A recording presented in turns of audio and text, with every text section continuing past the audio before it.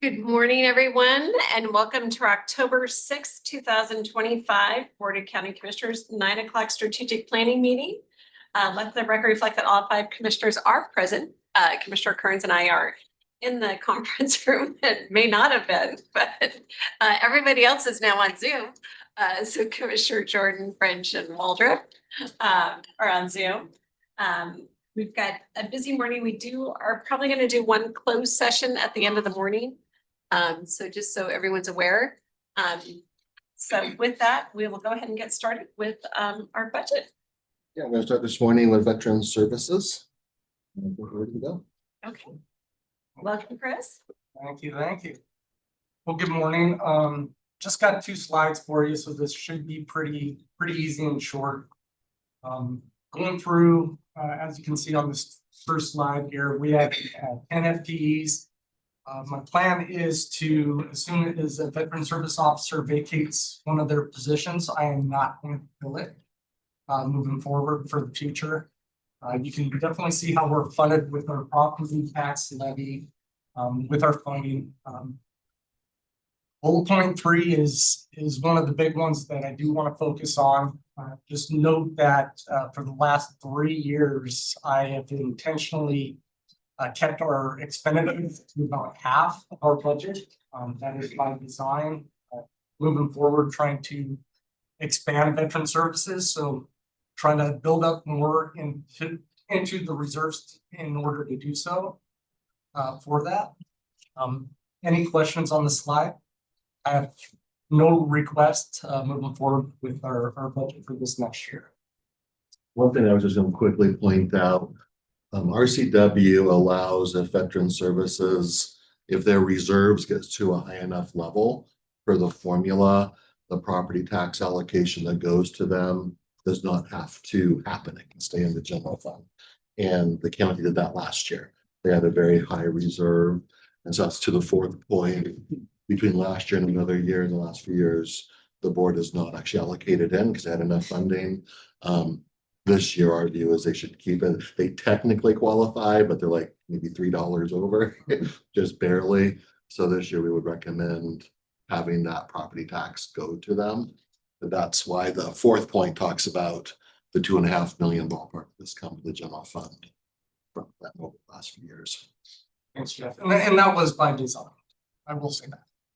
And then the next slide, basically just showcasing our actuals versus our budget, right? So our budget versus our actuals for this year. This is just pulled a week or so ago, so you can see. I can't see. We roughly we're about 42% of our budget spent for this year. And they do usually budget high in case some emergency comes through, then the money is available for them to move quickly. And because it's their funding, it stays their funding from year to year. There's not really a reason to get closer because it's going to come back to the general fund or something. That's just not the way their fund works.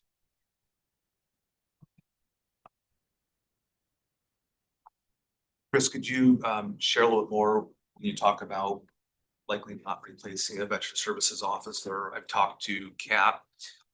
You guys are doing great work getting the benefits owed and due to veterans, and having very good successes with that.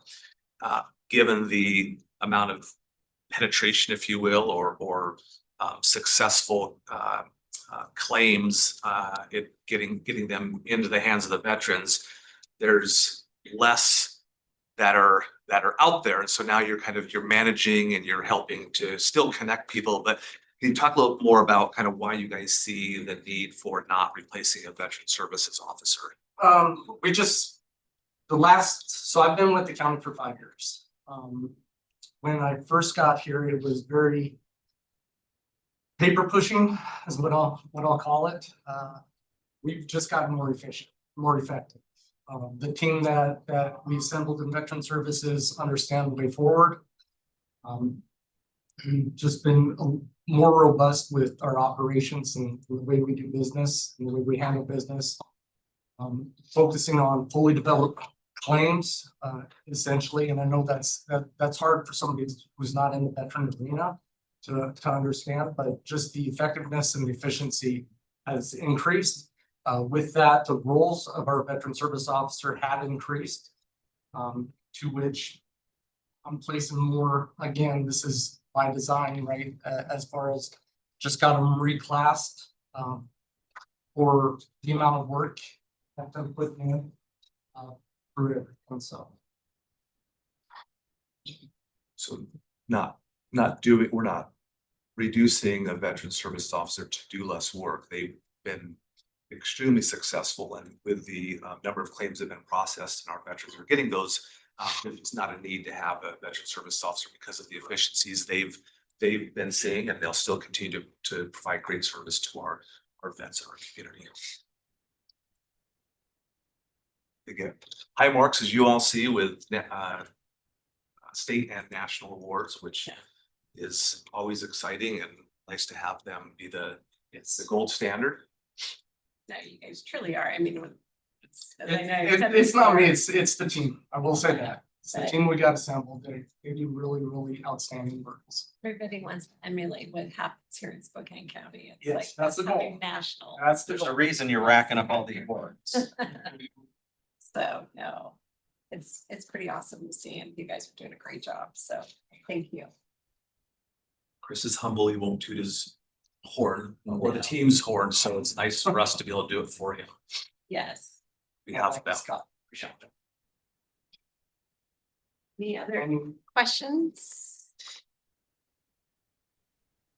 No, thank you, Chris. Appreciate it. Commissioner. Which of Aaron's? Aaron's here. You ready? Okay. Might have started. Well, that was easy. Thanks. Thank you Exactly. so much. Thank you for coming in. Appreciate it. Efficient, just like your department. That's it. Well done.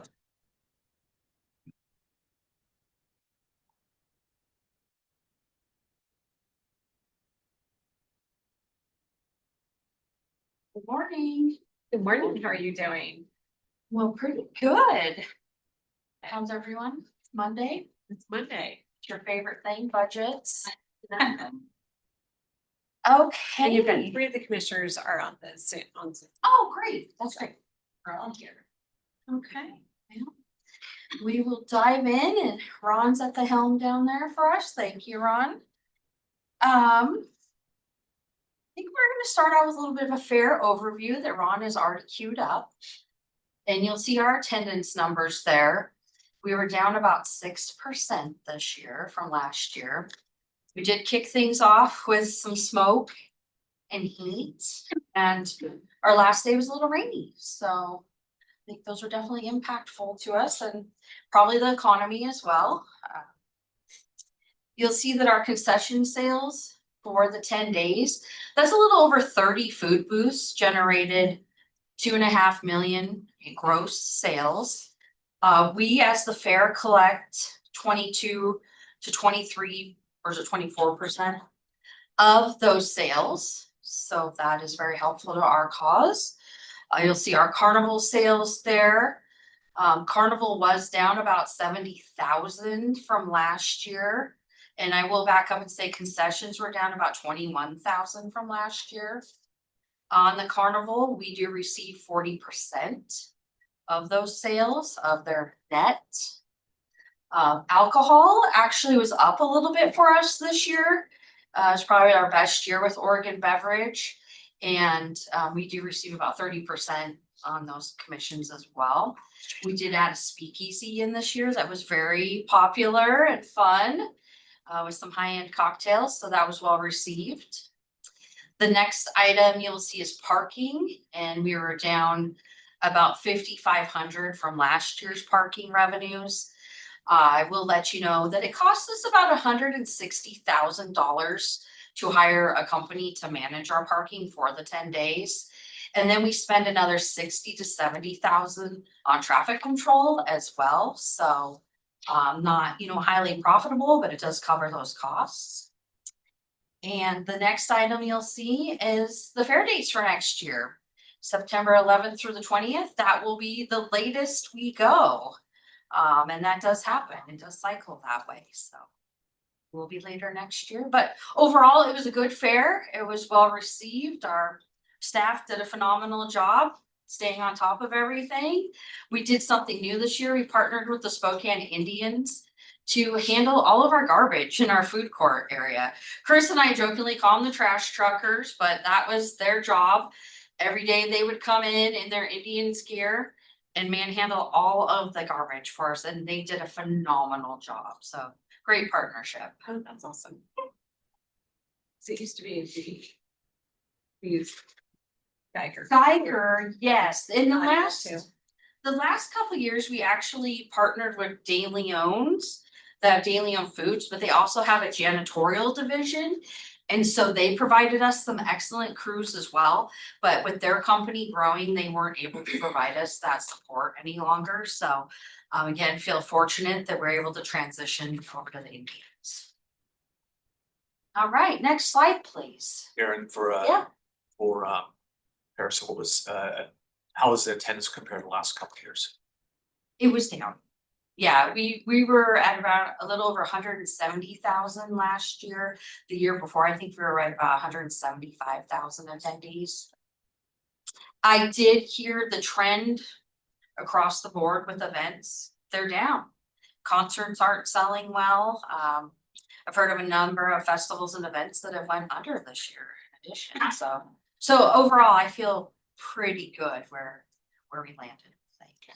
Unfortunately, that first weekend, I mean, I heard just about every news station saying, it's pretty smoky, maybe go another day. Yes. It's like, don't say that.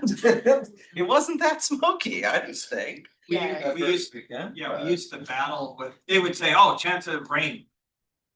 Chance of rain, 10% chance of rain, and so people that hear that and then they just went come, and it's like, okay, there is no rain, people. So. Okay, our next slide here. Hi, Doug. Just an overview of our department. We have 15 full-time employees. We've been pretty steady there with the number of years. We have 6 administrative, 9 maintenance. And our duties are, we're responsible for producing the annual fair and contracting and coordinating operations and services for 90+ non-fair events a year. Part of what we're doing is maintaining our 97 acres and over 150,000 square feet of exhibit space, equestrian facilities, barns, and parking lots. So our little mighty team does a lot. Next slide. So the next slide you're seeing here is the fund summary that hopefully I believe was provided to all of you from the budget office. If you look at our 2025 to our 2026, we've actually decreased our budget a little bit, and a big part of that is the debt service. So that's been reduced. So you'll see that some of the areas we've had to make some adjustments are there's a new tax from the state on, I'm sure you've heard about it, security services, temp agencies, and marketing. And when we submitted the budget, we did our best to guesstimate, what those impacts could look like, but truthfully, we don't know for sure, but we've made those estimates in there. You'll see that, Bill did his best job projecting a fund balance of, 3,485,000. And then when you back out our capital planning, that leaves us with a little bit over $1.5 million for our fund balance. Bill, is there anything you'd like to add to this slide? Not really, unless somebody had some kind of question. What is your intergovernmental revenue? And then So the intergovernmental is the transfer into our fund to make from the TFD to make the bond payments, and also a little bit of REIT money that we have. I had to do a little research on that one too. That title's like, what? okay, yes, Things definitely are a little different than in people's. yes, so then that goes out on the debt service side. Right. Okay.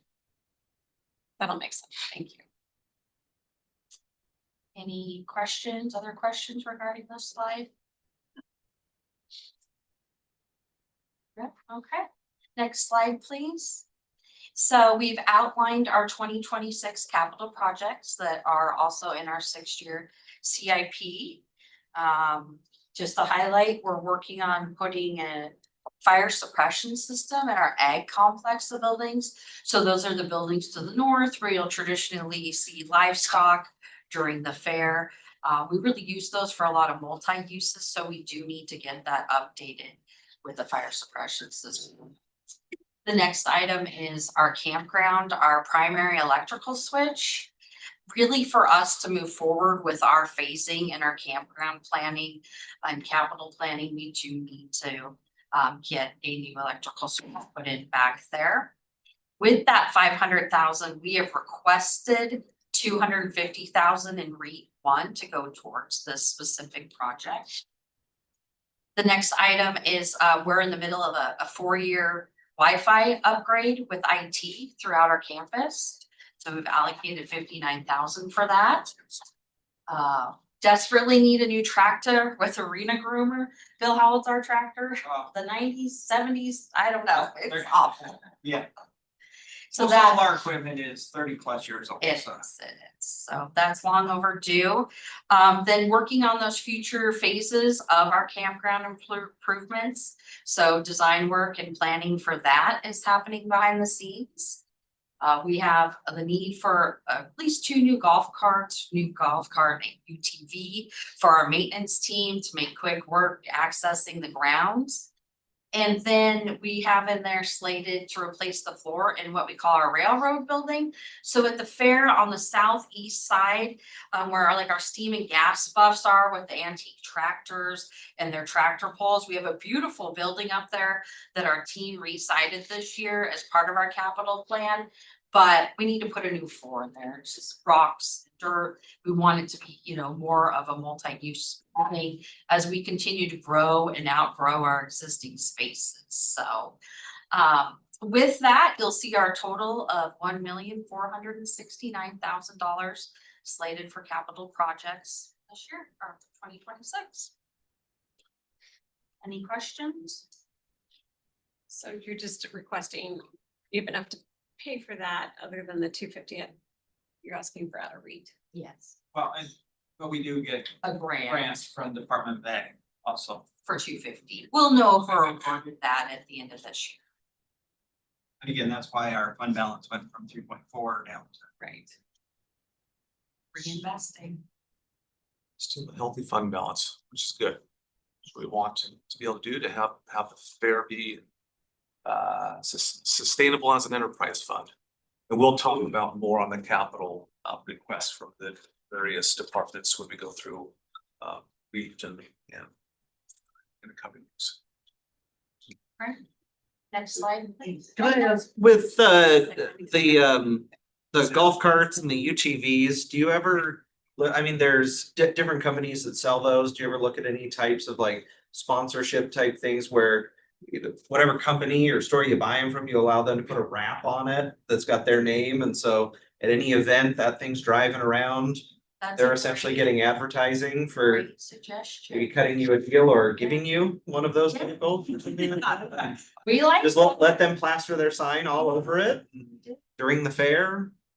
Over 100,000 people get to see it driving around. So, Great. I don't know. That seems like a no-brainer. Yeah, we should try that out. I like it. Thank you.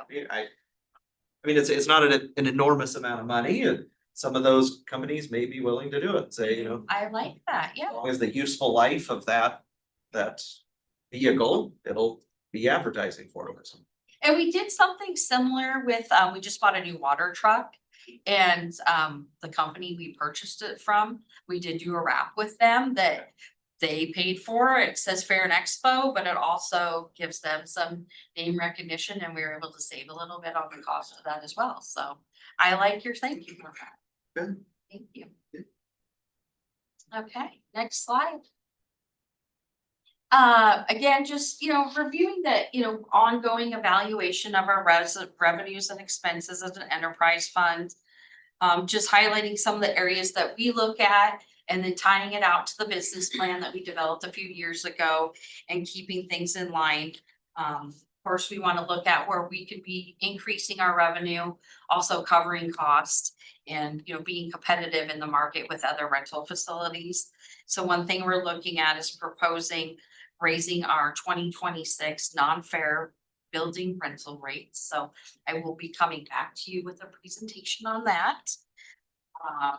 Always looking to add new non-fare events. So for next year, we just actually this weekend hosted the Renaissance Fair, which has been up north in Colbert. And we brought it to our facility and it was hugely successful. So things like that, we're always looking forward to hosting.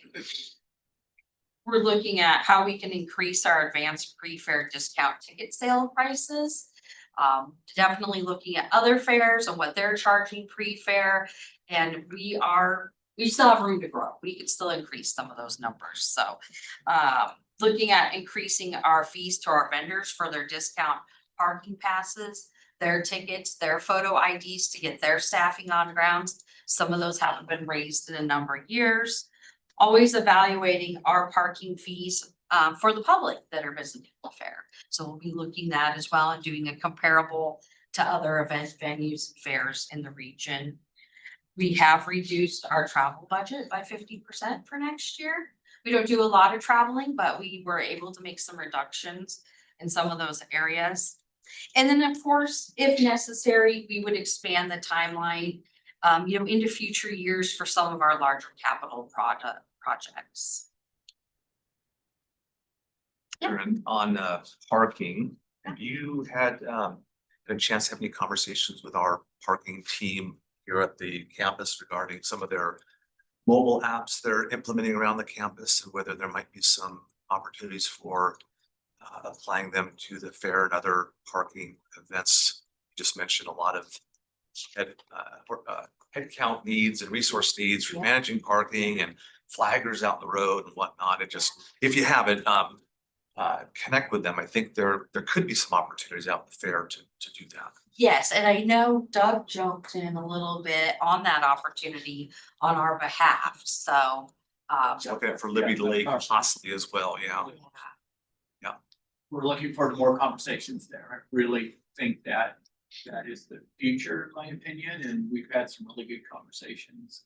And hope to continue that now that it's in place. We'll keep looking at that.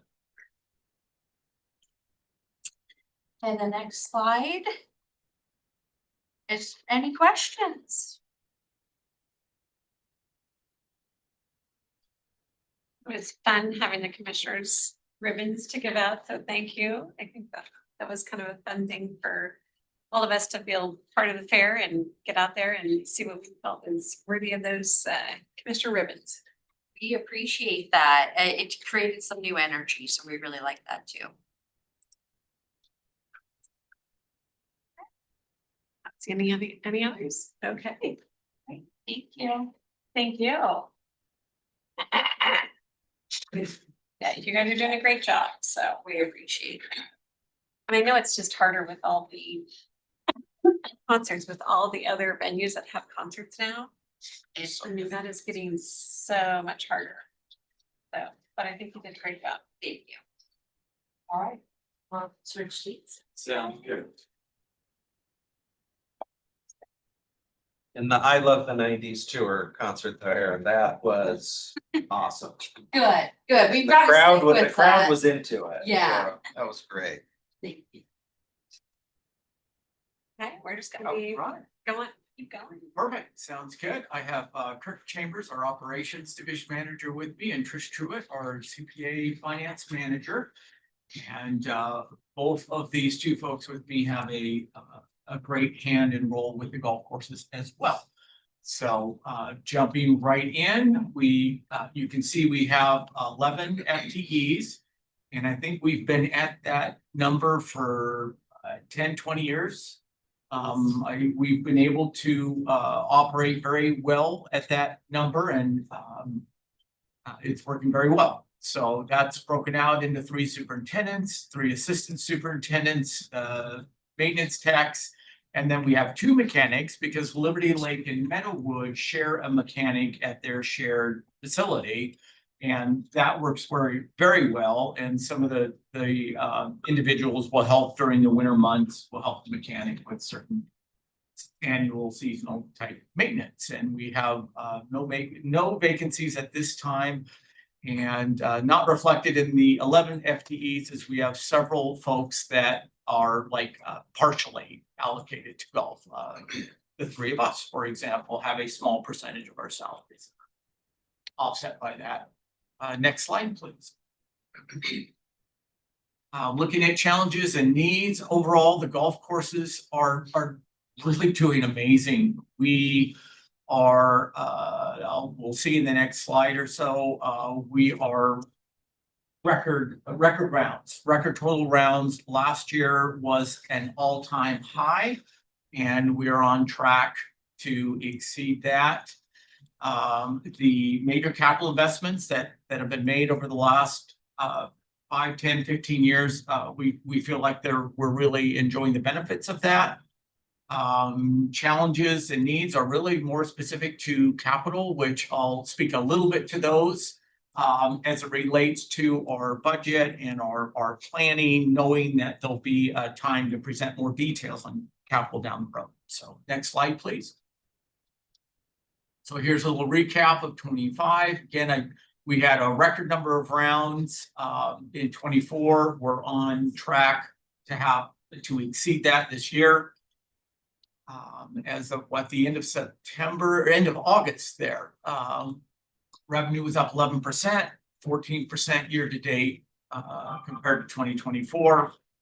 And again, we've had 97,000 rounds played as of the end of August. So I'll be excited to see where we're at here now that we just wrapped up September. So again, 2024, we did very, very well as well. And we continue to have golf quality surveys that go out automated. It's an automated system, and we routinely review those for ideas and input from customers and incorporate little adjustments into what we provide. And we have overall 96% satisfaction considering the cost of play. So that's really positive, and we feel good about that. Next slide, please. So here's just a little review of the overall rounds. I kind of jumped to the far right where you can see how compared to 2019, just how the game has grown, and it's continued to grow. And so we are expecting to exceed 110,825. We're expected to go well over that this year. So we're very excited for that. And the courses are doing very well. Next slide, please. Here's our fund summary. And you can see if you look at our we'll go into a couple more slides, but the beginning fund balance, we're projected to do very, very well here as we head into 2026. Next slide, please. And here's more in depth, just kind of an overview of the various capital projects and improvements we've completed this year.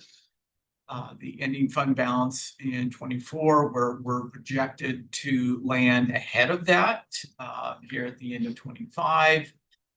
And there's kind of an overview of that. We have our annual, we generally are at 300,000 a year for capital machinery. And picture this budget that we're going here really is broken out into 3 different budgets for each of the 3 courses. So each course has 100,000 that they work with. And we had 307,000 in capital improvements this year that were funded through the Golf Fund. Next slide, please.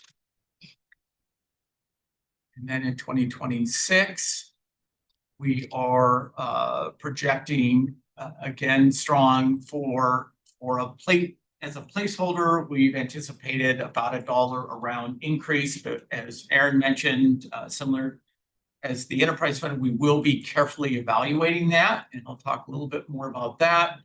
We have just 2 projects that we're looking at for next year. One of those is the replacing the lift station there at Latah Creek.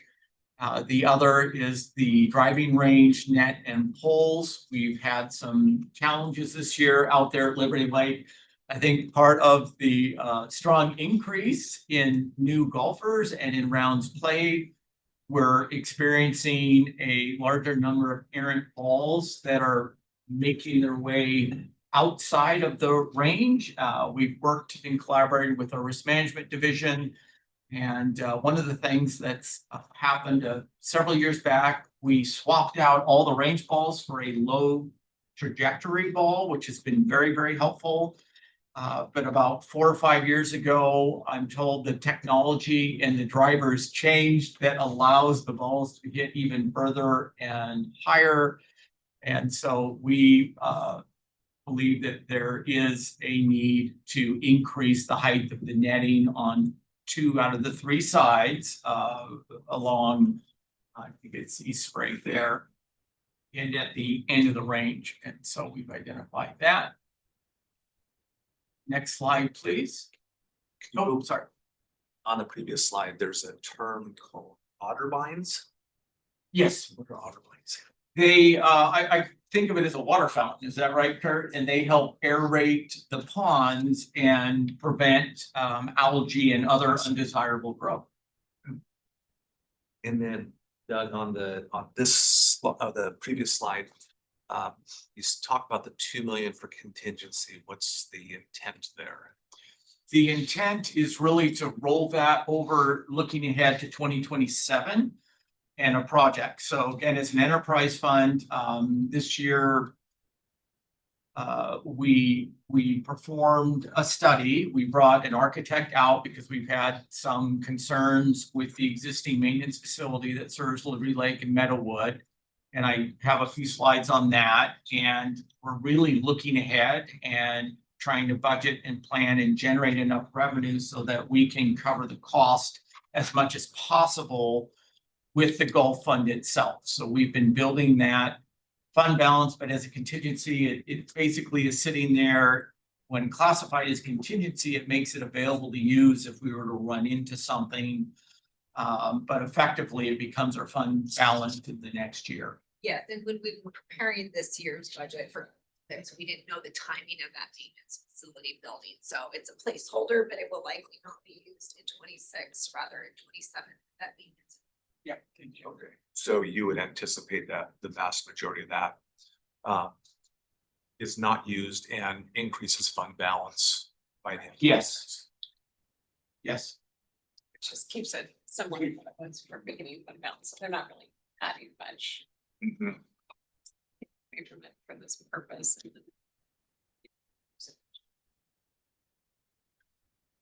Yeah. And seeing your beginning fund balance is 3.6, and it's, if you put the 2 million back, it's 3.7, so you're not. Right. Yeah, and as Trish pointed out, we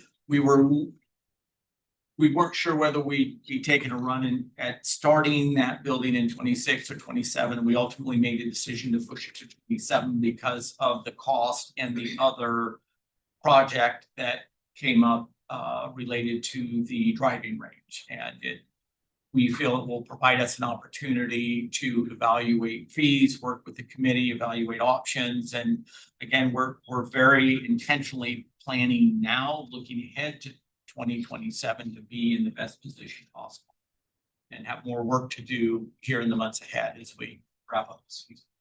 So would it make more sense then to not budget for that contingency, show it into the projected ending fund balance instead?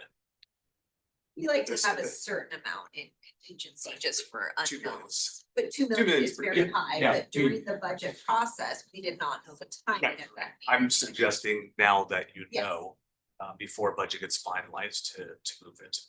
If we had that opportunity, absolutely.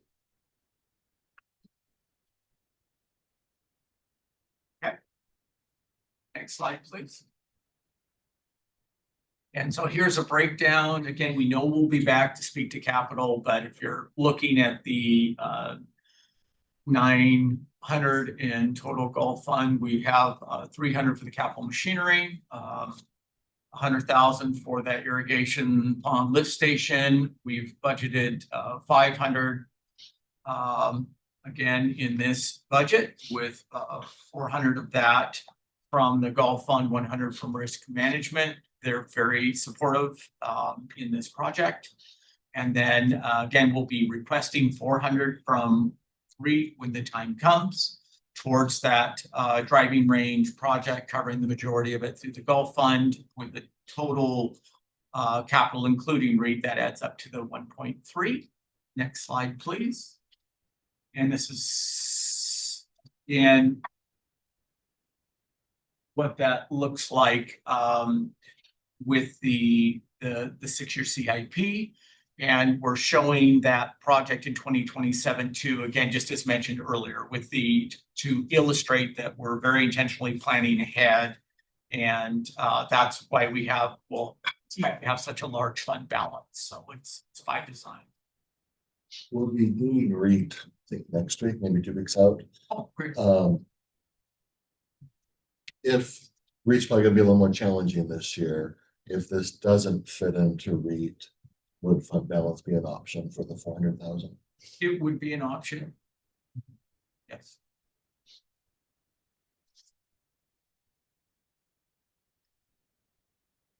And both Doug and Aaron have been intentional about trying to operate both of those, Gulf and Fairnex, as enterprise funds, self-sufficient, self-funding, weaning those off of REIT and making sure their rates are adjusted appropriately to have enough for planning for the future. And they both do a really good job looking out more than 1 year. So I think that's, part of the constant consideration is the REITs at a sufficient enough level to generate the revenues they need to cover not only operations but capital as well. So last 4 years or so, if you look at some trends, I believe we would see a reduction in the amount of requests coming into REIT because they're trying to fund them out. Absent the major $4.5 million for the air conditioning and the repurposing of the We couldn't have pulled that off. thing. That was pretty substantial need from ARP, yeah. But beyond that, they've been really intentional about looking to create a fund balance savings for those projects to be able to fund them within the enterprise funds. Yeah, we've covered a lot more of our projects through the Gulf Fund using the revenues generated, and we're absolutely working towards that. And I think we've been very fortunate. The courses have been just heavily supported from the community, and that really helps us in that effort. So we're appreciative for that, but the teams work really hard out there to make that, to help grow that business. Next slide, please. And then this is just that big project looking ahead to 2027. Next slide, please. Speak more about that later. And just because it was really exciting for us, you may recall we invested in those autonomous mowers, and we've had our first season with those. So there's just a reminder of what we were able to invest in 2 of those mowers out at Latah Creek Golf Course. Next slide, please. And I thought it would be nice just to provide a quick follow-up. The feedback has been amazing. You can look at some of the photos. The lines are like precision guided straight lines, and I'm sure they look great with human driven mowers, but I'm told these are much more precise, straight, consistent, and so the product with the real mowers has been very, very well received and looks great. And they are enjoying some very real savings. Raymond will get out there at like 4 or 5 in the morning, our mechanic, and transport them out so that they can get to work and do what they need to do. Next slide, please. And they're able to get out there with that, even because they can operate in the dark. They can get out there ahead of the golfers. It looks like I may have lost something here. Yeah, that was there. Yeah, that's okay. It's another neat picture. I think that's a picture of the mower operating in the dark. This could be a video. Oh, there we, oh, it is a video. I didn't realize he said that. Check that. Way to go, Sean. Oh, that's great. The Nice. clippings get bagged or they just They're, get back? they just go right back into the ground. Uh-huh. They're really fine. I believe they're fine because it's done so frequently. And what Sean was sharing is that the company's in the process of, they're getting very close to releasing a software upgrade where it will allow these mowers to travel themselves from the maintenance building, like worker ants, to the fairway. So soon, whether that's next year or the year after, but they're anticipating that Raymond won't have to transport these. He may have to roll up the door. And even that, we can probably get automated anymore. And so there's, it looks like there's more efficiencies ahead. And then I understand they just rolled out, rotary decks, which is, think of more of the traditional mowers that we use in the park system. They use them on the roughs. And so there's, looking ahead, we see that this could be a really good fit for other areas on the golf course as well, to gain efficiencies and potentially down the road, even possibly in the park system. And some of the other upgrades will, like a Roomba, it'll sense objects like trees and can work around them. And so it's really neat. This thus far is proving to be a great investment, and they're really pleased with the product and how it's delivering and some of the advancements. And we've invested in a lot of different things over the years, and it's exciting that this appears to be living up to a lot of the items that drove the acquisition. And working with sales folks, you never really know. So we've been really pleased.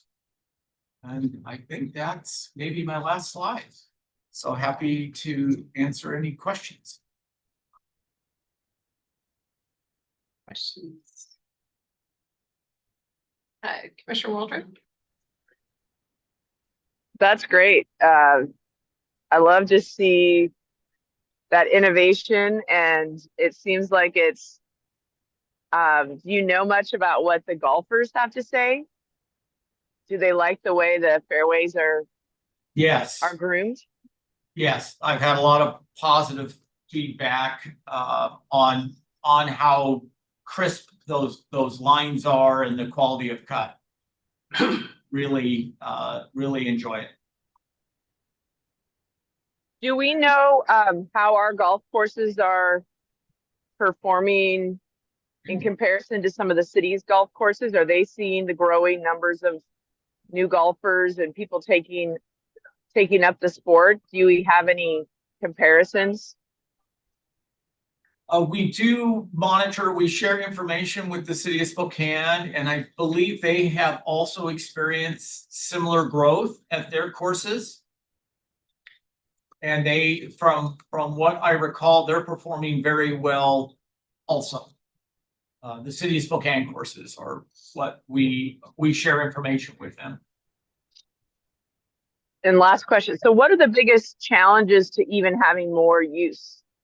Is it just, I mean, are we basically booked out with all the use of the courses, or is there capacity that we can build upon? I think there is capacity. It tends to be in the afternoon hours when it really heats up in the summer. It's not as popular of a time, but we're seeing more rounds stretch into that time of day, more than we have. So I think there still is some room to grow in that, from that standpoint. And really, we've been, the staff out there have all been very, very good at managing their equipment, rotating equipment. So we've been able to keep up with that using the Golf Fund. And I think really it's more, which we'll talk about when we come back to speak to capital. We have some current standard and code related items that we'll be looking to address with a new facility from the maintenance standpoint that serves Liberty Lake and Meadowood golf courses. So that's really our challenge is looking ahead to continue to provide the service that we are now.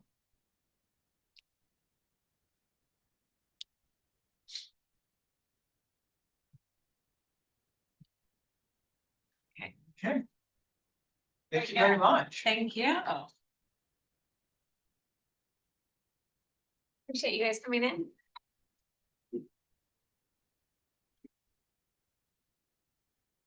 Good job. Should we move down to the end, Tessa? You guys wanna look this way? You good? So, They can see you Okay. better online, perfect. putting their. So next, we're gonna run over the administrative services budget. You'll see there on the circles, it includes CEO office, budget office, grants, communications, and purchasing. The one difference from the previous executive management, I think it was called, when Melanie left as purchasing director. As a cost savings, we split some of the purchasing went in with the grants office, the PMOs, and the mail went into the budget office.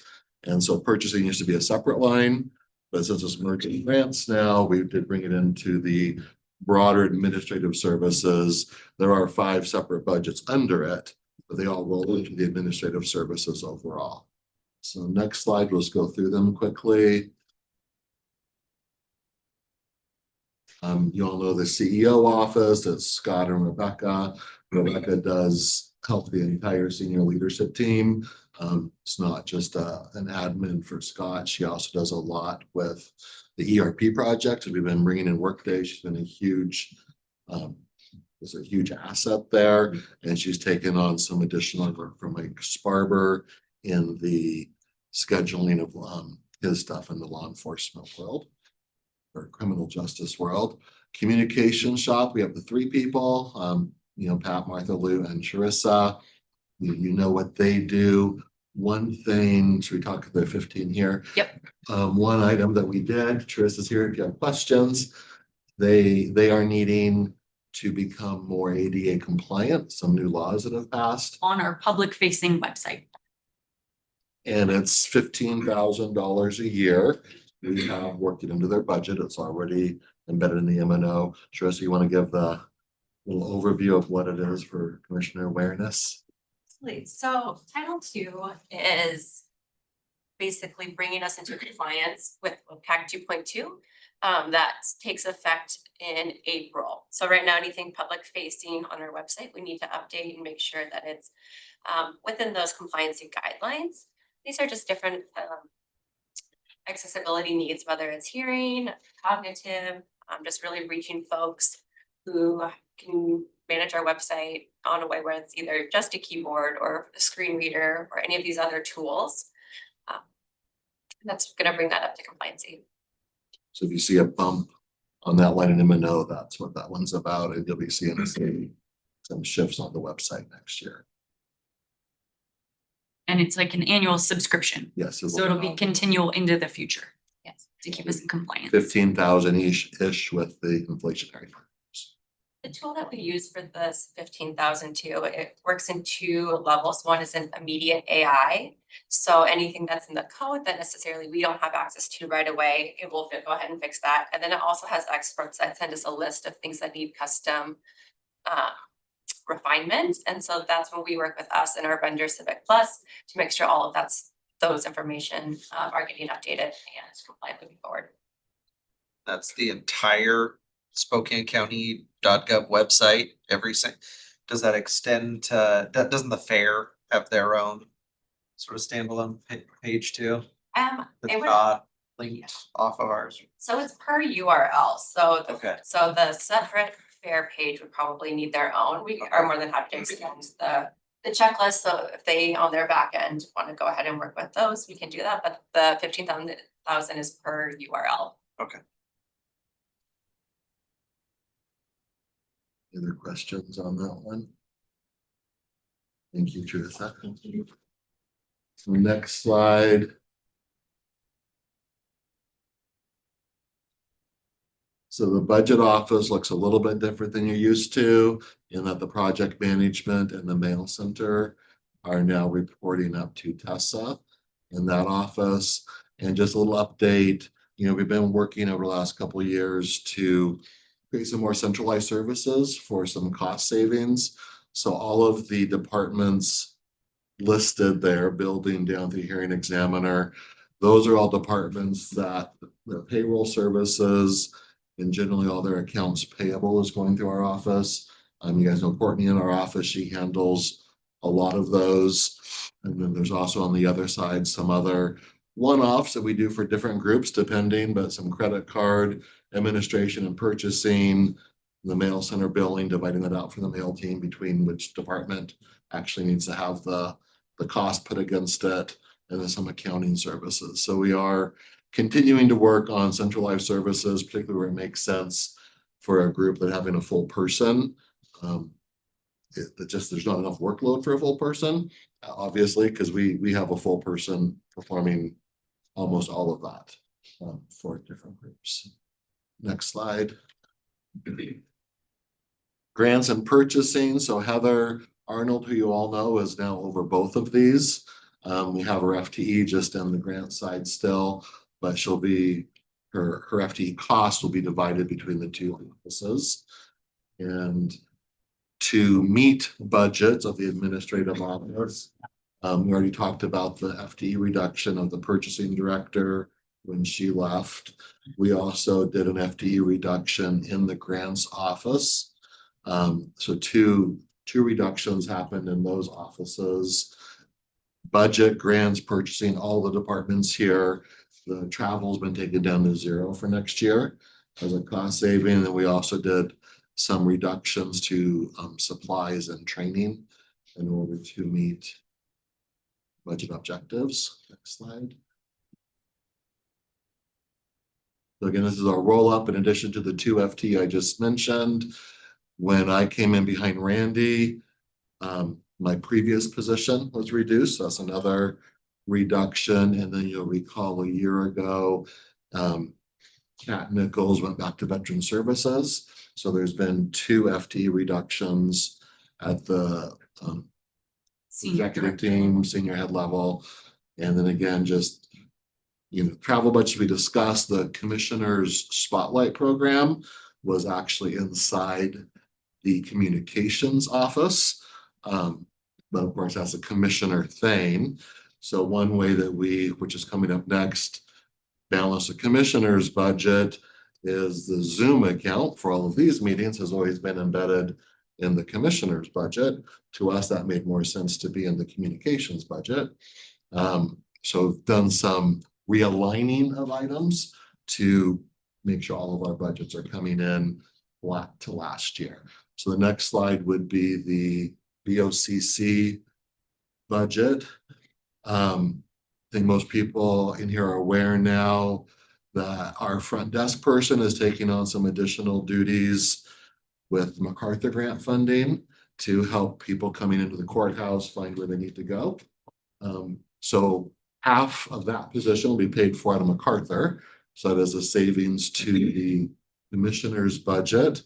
And then I've already talked about how the KSPS, we had some shifting, that's another 20,000-ish there.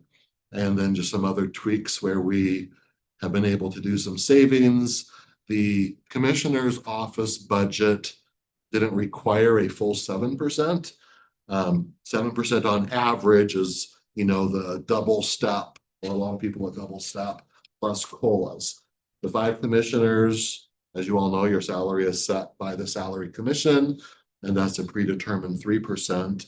And of the other people in your office, only 2 are not at step 13.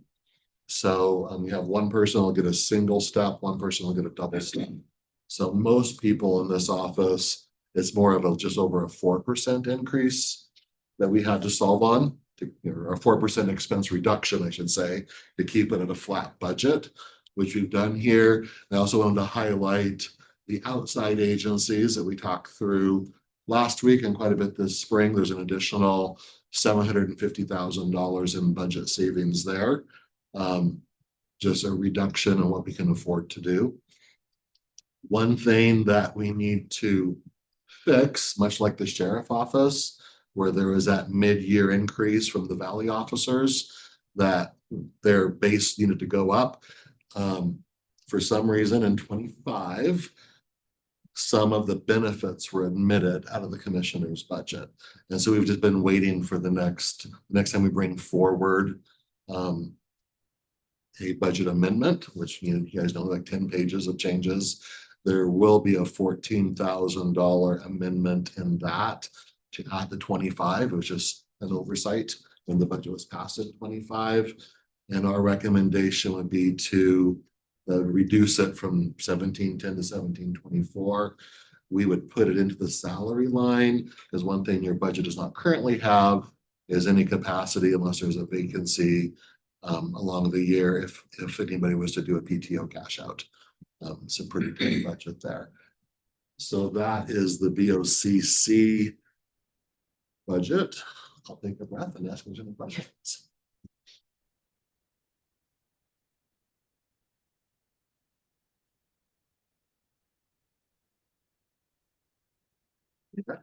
I think just, I would request with all the changes that seem to be happening, if we could get you, as you put the budget together, a kind of a Crosswalk. yeah, what is it called? Just a work chart. Oh, okay. So Yeah, we can it's do a that. great idea, because there's been a lot of changes that I'd like to see, kind of a new work chart. To see Where? I where. thought that we even updated it. Why not? What departments report out to Yeah. him? Yeah, they'll do that for the administrative services, so you can see the changes that have happened in there. But even overall, that makes Yeah. sense. Workday does have a pretty nice feature, but it's not completely up to speed yet. When we go live with HCM, the org chart will be accessible in Workday, and it is a really neat feature to be able to go up and down through levels and see kind of who reports to whom, and it's neat. Okay, So no questions on that. I think we're ready to move into the non-departmental budget, which would be in your general fund packet online, and Tesla's going to speak through. Can you pull that one up? So we need both the general fund binder and the other funds binder. Sorry, I know, I forgot to tell you about the general fund one. And while he's working on getting that up, we have covered most of non-departmental revenues in previous conversations. again, trying to figure out where Brendan pulled it up. General fund and other funds. Yep. So we have covered most of the non-departmental revenues, property taxes and sales taxes. We receive all of those that the general fund receives in non-departmental for operational ease. Under non-departmental, we also account for all of our debt service. So large portion of that, $5.2 million. There's also transfers in from REIT or other funding sources, the PFD, et cetera, to cover the debt service expense. Sorry, the general fund one first. Then it's gonna be page 133.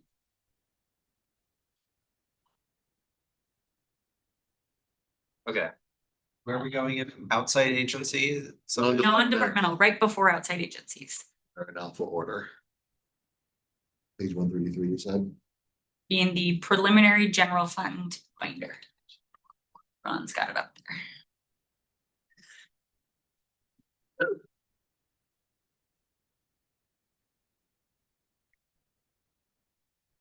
more time on the page number 133. 133.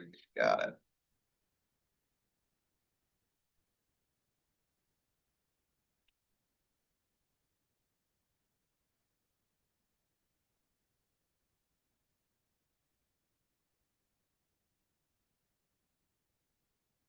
This is one of our budgets that tends to swing the most. On the expense side, we can account for a number of different things within non-departmental. All of the ARP contracts that we moved to the general fund are encumbered out of non-departmental, so we will see large amendments there in 2025 that'll be coming forward, as well as a trailing effect through 26 as we continue to spend down those ARP general fund contracts. And then under the M and O for non-departmental maintenance and operations, this is where we account for things like our bill to the state auditor's office. That's about $385,000. We also have in 2026, $200,000 set aside for legal bills. Those could be for any number of kind of lawsuits or legal engagements the commissioners determine they want to enter into. We think we have a decent budget set aside there for that next year. And then we also have $350,000 for other professional services. That again can be any service that the board decides to engage that really just doesn't fit within another department. So there's not tons of glamour there. It is a pretty wildly swinging budget from year to year. Any questions?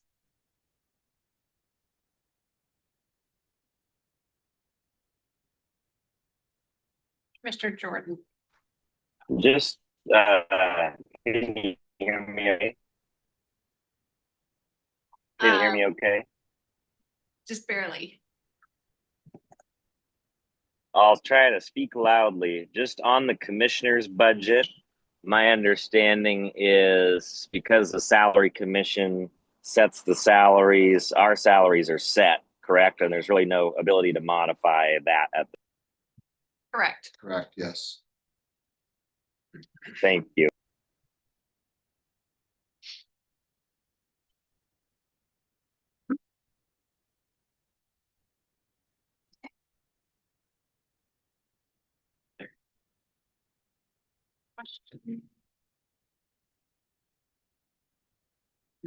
Well, then we'll move on to the funds in your other fund packet.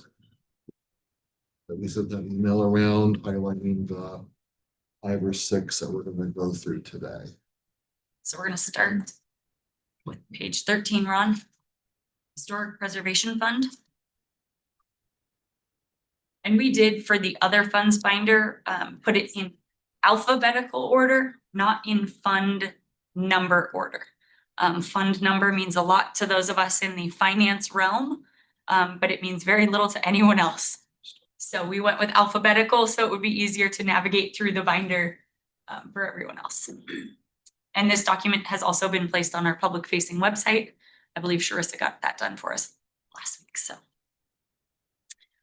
Alrighty, the Historic Preservation Fund, as we know, last year we had quite a bit of discussion on the ongoing contract with the city of Spokane for historic preservation services. That contract is set through the end of 26.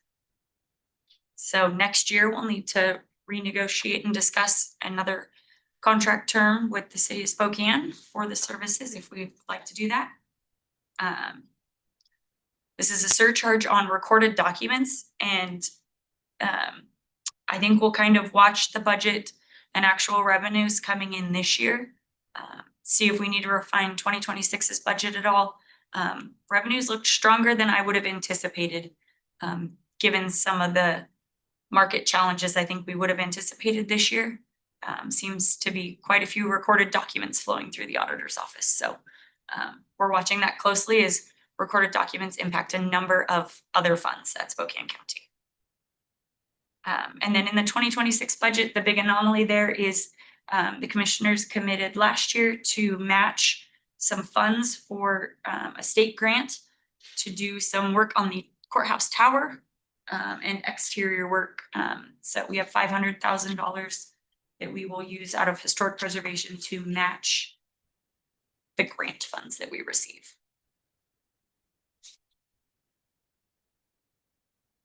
Any questions? Okay, so that's coming out of our fund balance there. Correct.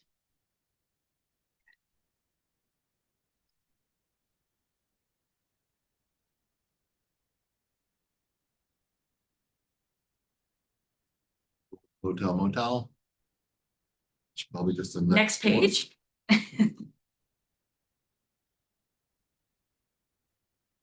Hotel motel tax, this is a lodging tax. Can be used for a visitors bureau, something like Visit Spokane, or various other governmental expenses related to tourism marketing, operating special events or festivals to attract tourists, operating and capital expenditures of tourism related facilities. So this budget brings in a healthy chunk of revenue annually. It has long been obligated to pay the Avista Stadium concession stand debt.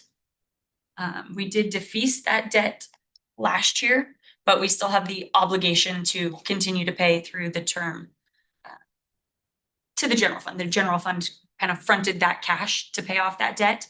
So we don't have a formal obligation with our debtors. We just have an internal obligation to finish that for a few more years. How long does that go? That one is not on the top of my head, but I will look. I don't think.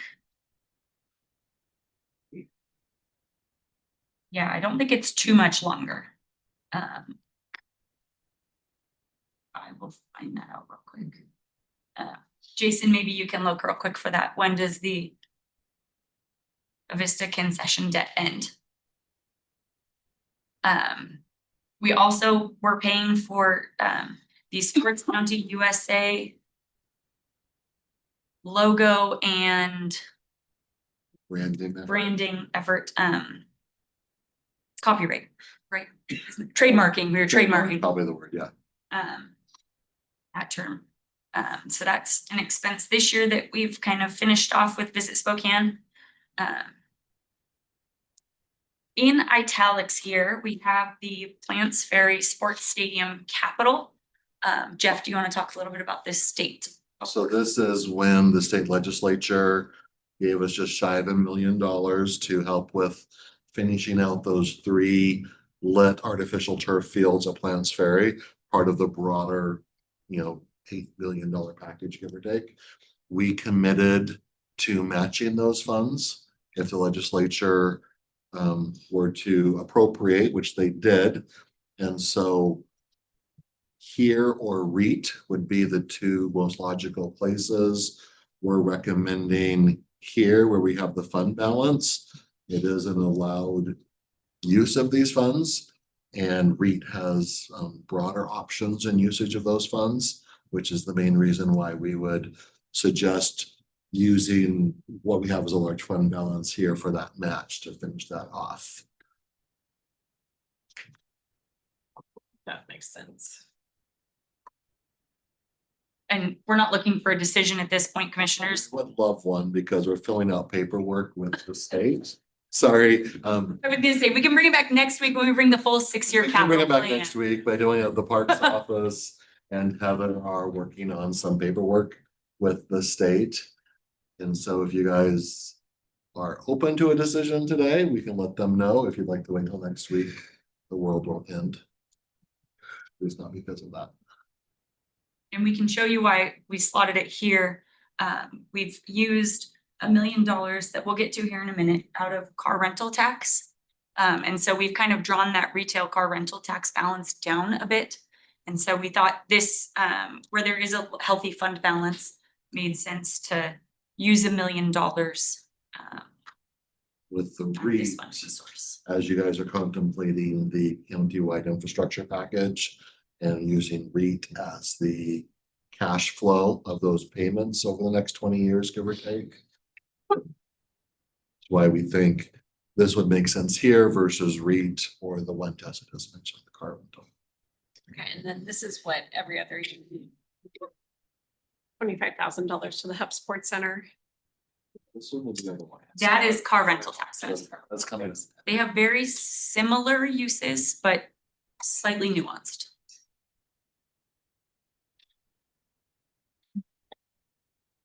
You guys want to make the decision next week? Are you good with us letting Parks know this week? Are you good? Fine. I'm good. So I just need someone online to give me a thumbs up. Al, thank you. Waldron?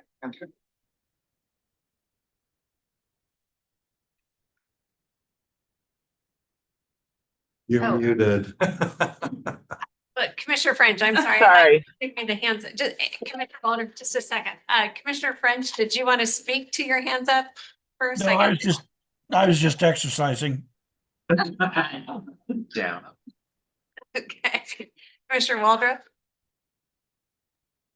Sorry, I pushed one button, not the other. So you're suggesting using the car rental tax for this? Is that what, is that the Hotel funding motel source? tax. Hotel motel tax for the Plants Ferry million match. We already gave $1 million out of car rental to the project This year. this year in 25 to expand their scope at one point. You know, the majority, 5 million, came from ARP, give or take. And so we've already done $1 million from car rental. The state put in $1 million. We need to match that $1 million. So this would be an additional $1 million from hotel motel to match the state. Is that not already allocated to Visit Spokane or their reserves, or what, where is this coming from? Fund balance ending reserves, correct. It's not taking away from anybody else. It is fund balance that is built up. You mean in the reserves from hotel motel tax? Correct. Okay. Yeah, I mean, I was speaking last week to Rose, and you know, there's been other ideas thrown around, like the film, trying to promote Spokane for more films and different things. So, I mean, have you talked with Rose about using these dollars for this purpose? Not those dollars they're looking at. There's the portion that we hold back each year. It used to be a percentage, but now it's $1 Of amount. the TPA money. That's what. Rose- Okay, that's a what different, Rose that's a said. different pot, is what you're saying, of money. Yep, two different funding sources. Okay, all right, I just want to make sure it didn't conflict with what, the withheld dollars. Okay, so this is a different non-allocated hotel motel tax pot of money. Correct. And if it were approved, we still project about a $370,000 fund balance left in it, unallocated at the end of 26. And what have we traditionally used these funds for? Only debt service on the Avista concession stand. That's the only ongoing. Yes, we use it for that, and then the Sports County USA stuff, but that goes away this time to get the copyright. Okay, well, if it's there and it's an allowable use, then I guess I would support that as long as it's not in conflict with anything else. To our knowledge, there is no other conflict or request at this point for these dollars. When we got the money from the state, we had to figure out how to match, that we were only getting $1 million and how we were gonna pay for that third field to be done. And so this is the way to pay for that. That we weren't allowed to use the money we'd already put in as match. They were looking for, there was we roughly needed 2 million, and they said they'd give us half if we met them with additional funds.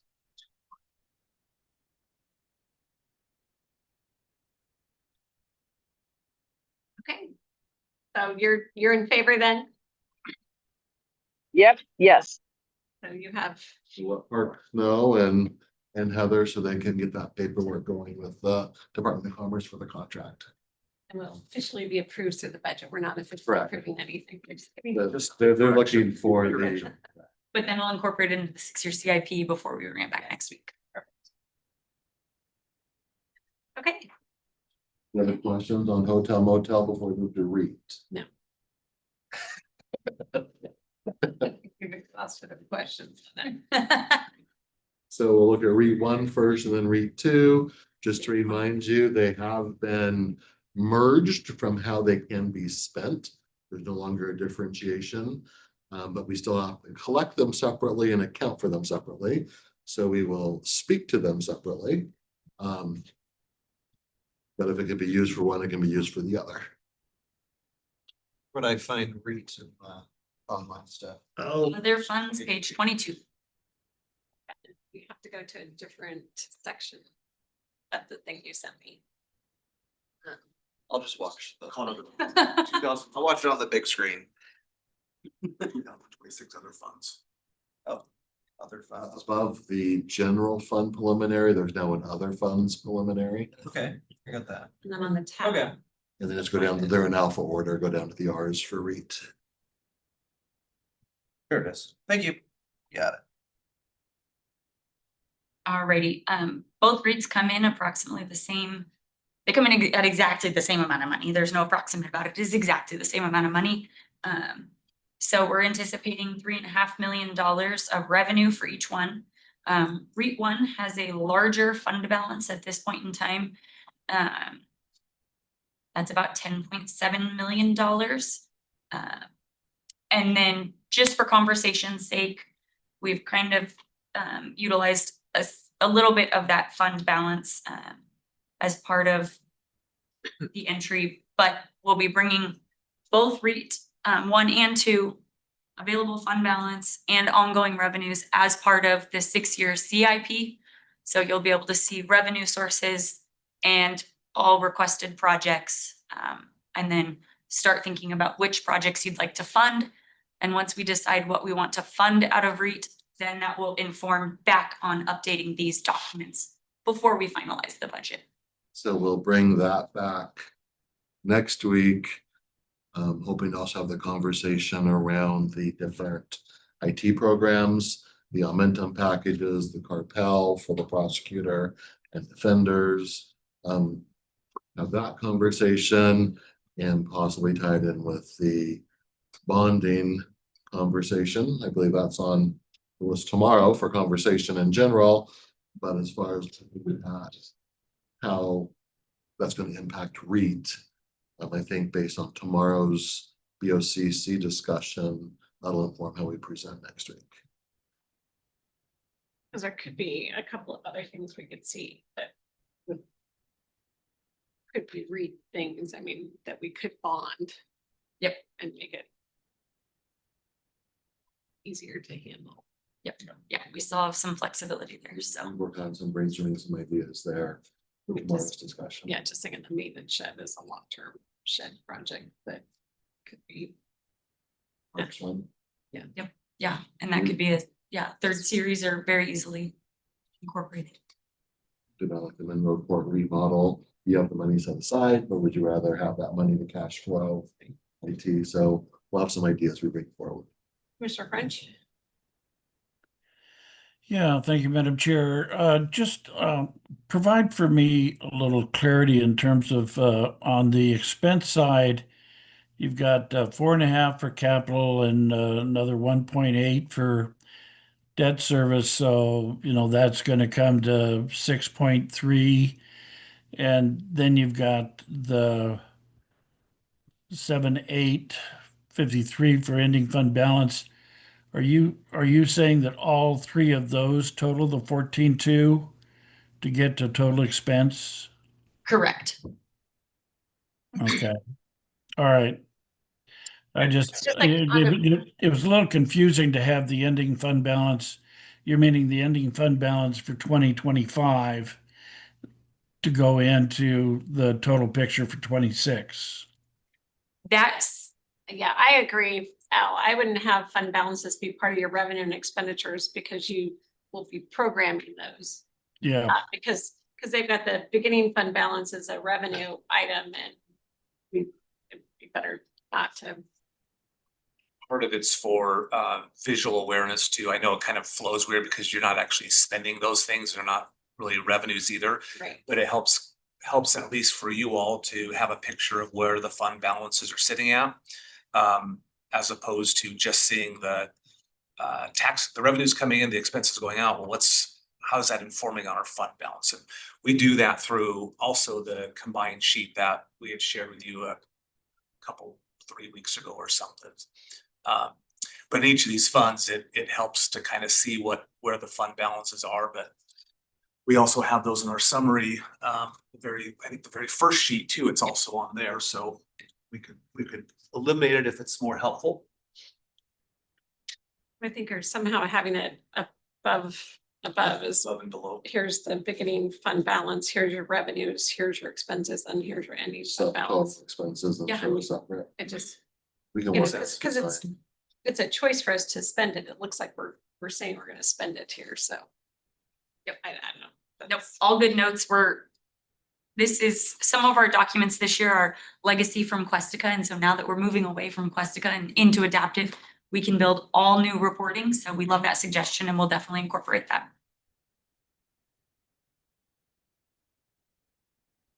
Just by way of reminder, one reason the fund balances went so high is we were able to move some stuff off the CIP plan that was going against REIT to ARP when it was here, the stuff that was near term. So that's one reason the fund balances have gotten as high as they have. And those capital amounts are placeholders only, just those are not informed by anything. They'll be informed by the commissioner's decisions when we talk about capital. Those will more than likely change. Mr. French?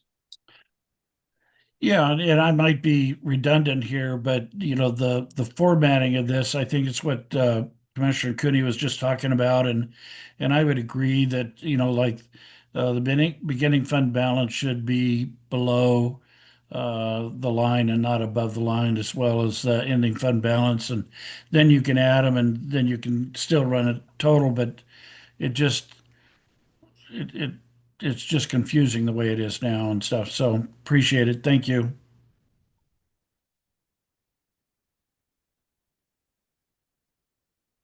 Ready, Ron, you want to flash to REIT 2 real quick, the next page? Again, $3.5 million in revenue, a lower fund balance in REIT 2, 4.1 million, and you're not projecting any use, a slight contribution to fund balance of $100,000 in just current initial estimates. However, none of that is final until we go through the 6-year CIP process.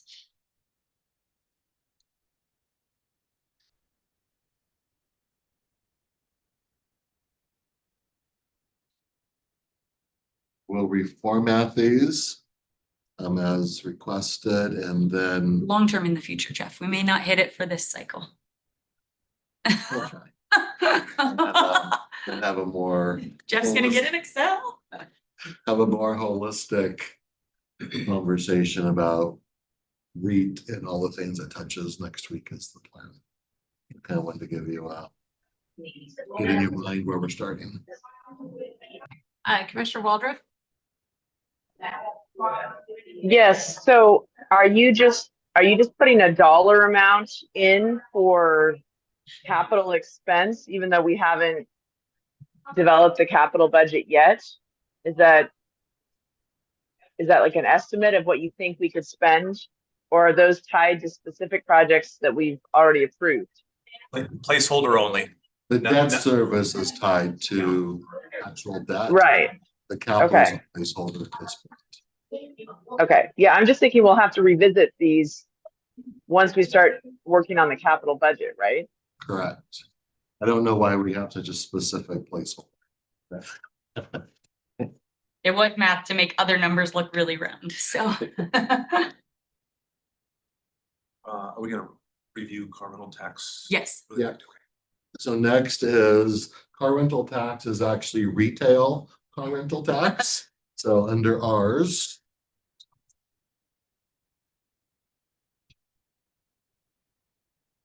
And this one is very similar to hotel motel tax, slightly different though. This retail car rental tax is used for acquiring, constructing, maintaining, operating public sports stadium facilities for youth or amateur sports only. So it has a healthy revenue coming in every year, about $816,000.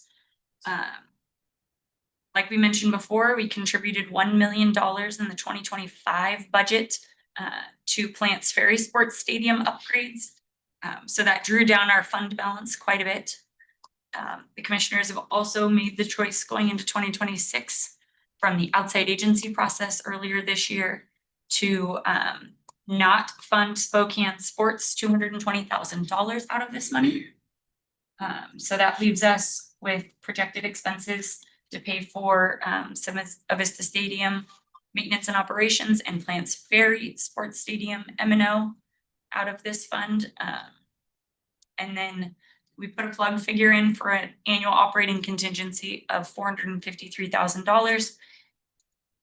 Kind of to keep the beginning fund balance and ending fund balance the same. So the commissioners could make a decision if you want, if you have any known projects related to sports stadiums or any other kind of youth or amateur sports activities. So I mean, this is where I was asking about the Help Sports Center. I mean, because we traditionally have done it. I mean, if we go back, I mean, this kind of doesn't show every other year. Correct. So So you didn't put in this year. we just received the request after these were submitted. Okay. So we can easily put that in. We can put it as a placeholder. If you guys want to give us just the nod, we can put it in officially until you vote. But traditionally, every other year, the county from this account has done a $20,000 grant to Hub. I believe it's for floor refinishing. It's just something that the county has taken on. So if three of you want to affirm that again this year, we can get it plugged in officially, or we can. When they have applied, so They have, that's the yes. first step. Okay. So I see two here. Anybody online interested in being a third? Yes, Thank you. So we will add the And- 20. Go ahead, Commissioner. oh, I was just gonna say, did we take a vote on? I know we had a discussion about the Spokane Sports Commission not giving an additional amount. Was that a voted item though? Part of the outside, when we walk through the outside agencies, that did include some things that was funded from the general fund, such as Sports Commission. And in that process, we did receive the head nod to reduce that one to 0 this year because they received, I believe it's over $1 million from the next fund we're looking at, the Tourism Act. So we did 0 out this one, but we did not touch the one that's actually the next budget we'll be looking at. Okay, yeah, just for the record though, I mean, Tessa said that the commissioners decided, but I think it was a discussion in a meeting and there was a majority of commissioners that wanted to go that direction. So, Yes, I think there was head nods. Yes. Yeah, so in my mind, that's one and the same. I don't get the distinction there. Well, yeah, I mean, the A formal vote. But yeah, there's no formal vote. So formal vote, yeah, will be when the budget passes. nothing is final till the final vote. Generally the first Monday in December. Oh, it's the first one. right, I'm just, I'm just saying like all these things we're deciding along the way helps us. We're giving you feedback, right, in all of these meetings, but then the ultimate decision comes later. Correct. So we removed it because of feedback along the way. Yes. Sorry for my miscommunication there. And these have been historically too funds, like we didn't have as much going on at Plants Ferry, so there's more need for it than there has been in the past for some of these dollars, so that's why some of it's been changing. Yeah, the $1 million that went to Plants Ferry, that was 3/4 of the fund balance.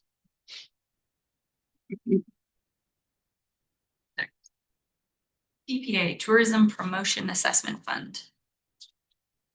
It's 31.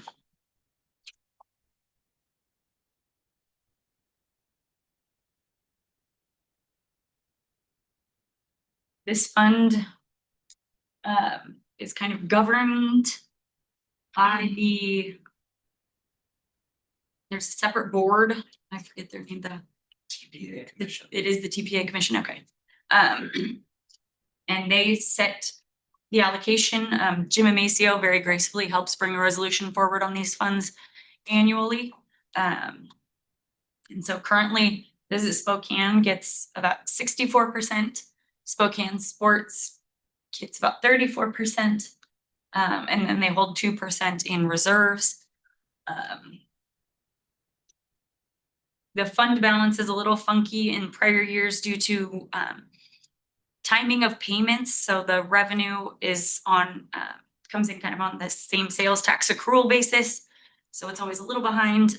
And then when we transitioned from PeopleSoft to Workday, the end of 24, beginning of 25, it made it look like there was a large fund balance, but it was just timing of payments going out. And this is just our portion that goes to Visit Spokane and Spokane Sports Commission. The city also has a large portion that goes to them. That is all accounted. Every city within our TPA boundary is accounted for within this fund. Oh, So it includes the city, but not the city of Spokane Valley, which went on their own. separated. Yep. Yes. Correct. Yep. Okay. So that's why the revenues have kind of been swinging and why we've shot a little high going into 26. All the funds collected, we just remit right back out on a monthly basis. And I believe Commissioner Waldrick, this is where you were speaking to the potential reserves that Spokane Sports would, or Visit Spokane would maybe like to do something different with. We would budget for all of the funds to be spent, so we can very easily tweak the budget however they'd like to see it. This is how I expect to see our REIT. Yeah, as well. It's just like this. Makes more intuitive sense on it. Yeah. You get a fund balance.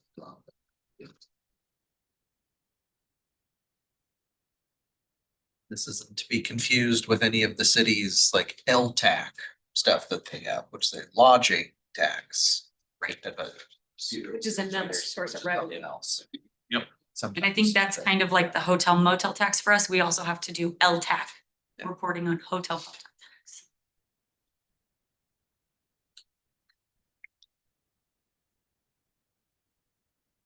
No questions on this one. That is, I believe, our last budget today. So I'm just gonna go back. So I mean, like on Spokane Sports Commission, I mean, we're seeing them go up from 2 million to 2.3 million.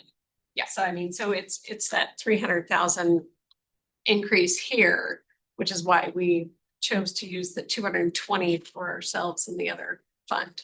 Little more than make up for that reduction.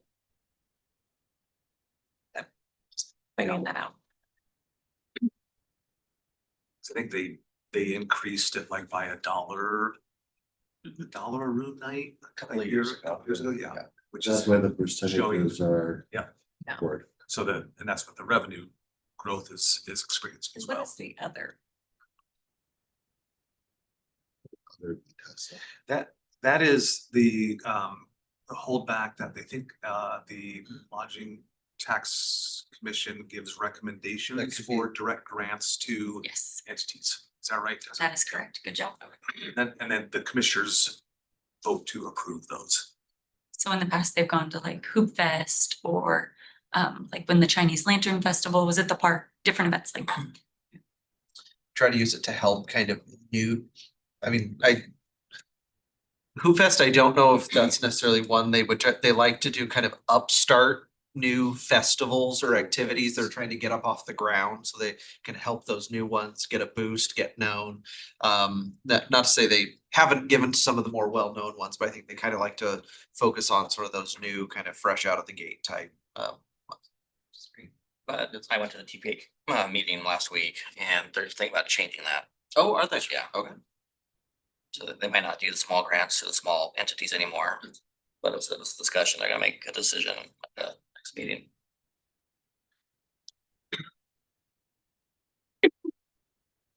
So these are the funds that is within this other fund document that kind of historically have been briefed on individually. Public Works will be in a few weeks and cover a lot of funds in here. Some of them we've already touched. As they interact with other departments, kind of like IT and internal services. If there's something in here that isn't, Public Works related, or we haven't already talked about, and you would like a more in-depth briefing, if you could just let Tessa or I know, we'll make it happen. We weren't planning on necessarily bringing every other thing in here to you guys. A lot of it's just in and out. So feel free to look through it. If you have questions, let us know. But a lot of these funds will be covered with Kyle and his team right here going through the different works funds. Yeah, there's a summary page that Scott alluded to at the beginning of this binder, pages 2 and 3, that has a listing of every special revenue fund, their 2026 projected beginning fund balance, annual revenue, annual expenses, and then an ending fund balance for 2026's budget. So it's a 2-page document, and that's consistent with what you adopt the first Monday in December. So if you have any questions or would like more information on any of them, please reach out to us.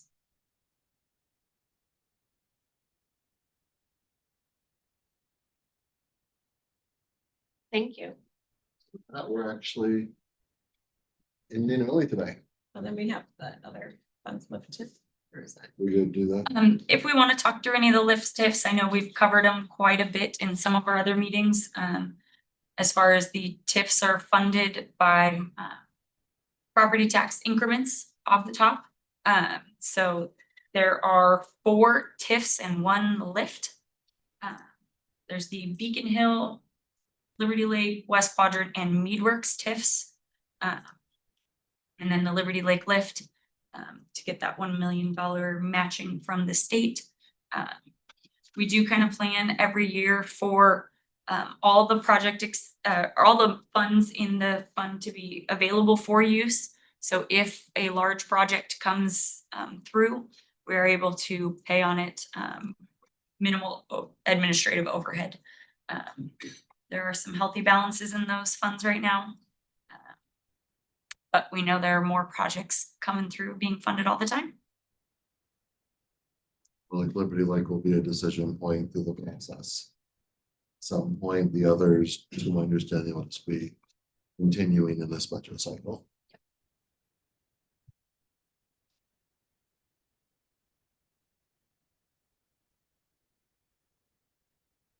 The others you see right off. Like us to talk to today, or bring more info back. Hopefully, let's ping us later. Some of them have interesting names too, so sometimes we can just give you a quick story if the name sounds weird.